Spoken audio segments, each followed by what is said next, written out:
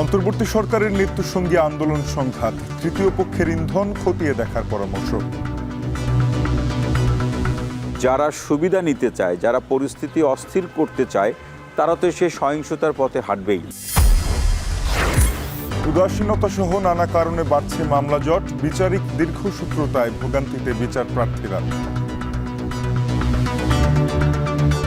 চাপের কারণে যে সত্যিকার জনসাধারণ যে মামলাগুলো, সেই মামলাগুলো চাপা পড়ে গিয়েছিল এবং সেটা দীর্ঘ সূত্রতার সৃষ্টি হয়েছিল।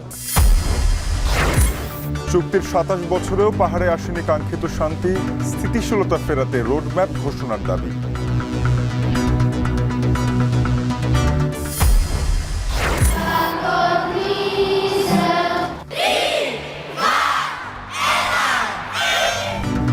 বর্ণিল আলোকসজ্জায় বড়দিন উদযাপনের প্রস্তুতি শুরু, জার্মানি ও মেক্সিকো সহ বিভিন্ন দেশে নানা আয়োজন।